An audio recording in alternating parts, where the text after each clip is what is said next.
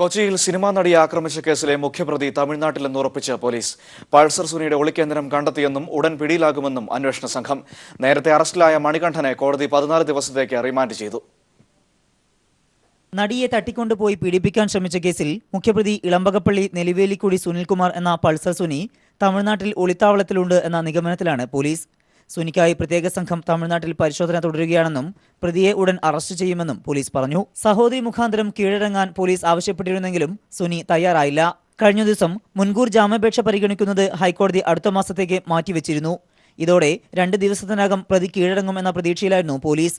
നേരത്തെ പിടിയിലായ മാർട്ടിൻ, തമ്മനം സലീം, പ്രദീപ്, മണികണ്ഠൻ എന്നിവർ നൽകിയ മൊഴി സമാനമാണെന്നും സുനിയുടെ കൊട്ടേഷനാണ് നടിക്കെതിരെ ഉണ്ടായ അക്രമമെന്നും പോലീസ് അറിയിച്ചു. സംഭവത്തിൽ സിനിമക്കാർക്ക് പങ്കുള്ളതായി ഒരു പ്രതിയും മൊഴി നൽകിയിട്ടില്ലെന്നും പോലീസ് പറഞ്ഞു. ഇതിനിടെ സുനിയുമായി ഫോണിൽ സംസാരിച്ച ഏതാനും സിനിമാ പ്രവർത്തകരിൽ നിന്ന് പോലീസ് മൊഴി രേഖപ്പെടുത്തി. കൃത്യത്തിൽ ഇവർക്ക് പങ്കുള്ളതായി സൂചന ലഭിച്ചിട്ടില്ലെന്ന് പോലീസ് പറഞ്ഞു. സുനിക്കൊപ്പം കൂട്ടാളി വിജീഷുമാണ് ഇനി കേസിൽ പിടിയിലാകാനുള്ളത്.